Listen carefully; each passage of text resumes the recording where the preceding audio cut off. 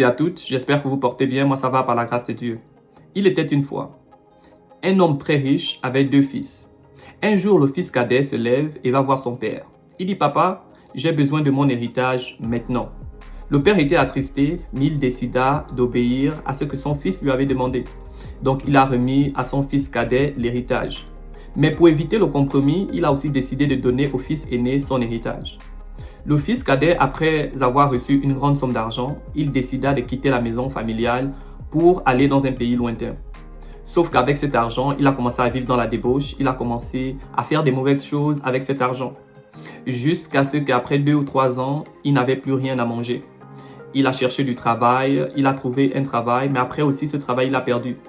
Et une famine s'est abattue dans le pays dans lequel il était. Il n'arrivait plus à manger un seul repas. Après, il a décidé: ici, je veux mourir, je n'arrive même pas à manger un seul repas. Mais chez mon père, je me rappelle que même les esclaves, même les serviteurs, mangeaient au moins 2 fois par jour.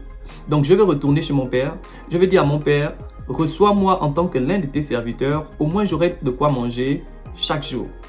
Donc il décide de retourner chez son père, et quand il retourne chez son père, il dit à son père: Papa, j'ai péché contre toi, je veux que tu me reçoives comme l'un de tes serviteurs. Mais tellement le père était content parce qu'il pensait que cet enfant était mort et il était en vie. Le père lui a reçu, il a dit: tu es mon fils, et ils ont commencé à célébrer. Le fils aîné n'étant pas à la maison, quand il revient, il écoute des bruits de musique.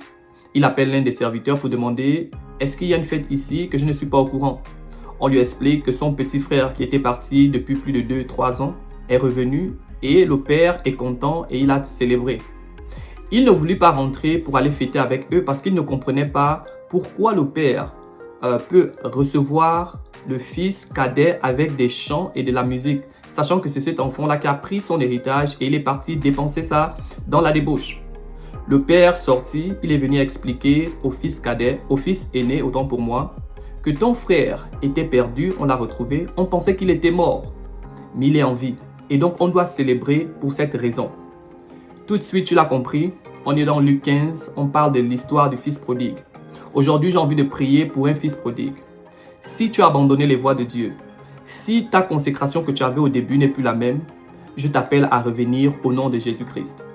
Tu as peut-être commencé dans le feu de Jésus, tu étais un homme de prière, tu étais un homme qui jeûnait, tu étais une femme qui aimait le Seigneur beaucoup, tu te donnais 100% dans l'œuvre de Dieu, mais tu as régressé.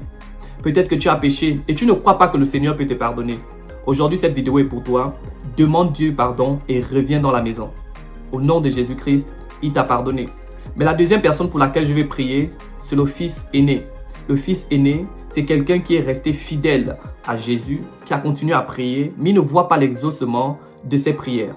Fils aîné, si tu m'écoutes aujourd'hui, tu es fidèle à Dieu, mais Dieu ne t'a pas encore donné ce que tu es en train d'attendre. Continue à persévérer dans la prière. Parce que dans cette histoire, le père va dire quelque chose au fils aîné. Il va lui dire: tout ce que j'ai t'appartient. Aujourd'hui, Dieu te dit: tout ce qu'il a t'appartient. Peu importe la durée de ce que tu attends, continue de croire, continue de persévérer.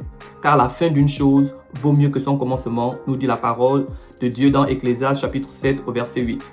Seigneur, merci pour toute personne qui tombera sur cette vidéo. Seigneur, que ce soit le fils prodigue ou le fils aîné, je prie que toi, tu les rencontres au point de leurs besoins au nom de Jésus-Christ. Mon Dieu, mon roi, je prie qu'alors qu'ils vont regarder cette vidéo, si c'est le fils prodigue, je prie qu'ils reviennent à toi au nom de Jésus-Christ, dans la consécration, dans la prière et dans le jeûne. Si c'est le fils aîné, il est resté fidèle à toi pendant toutes ces années et elle attend que tu puisses agir dans sa vie. Je prie qu'à partir de maintenant, toi, tu vas apporter la vérité dans leur vie. Soyez bénis, que le Seigneur soit avec vous. Amen.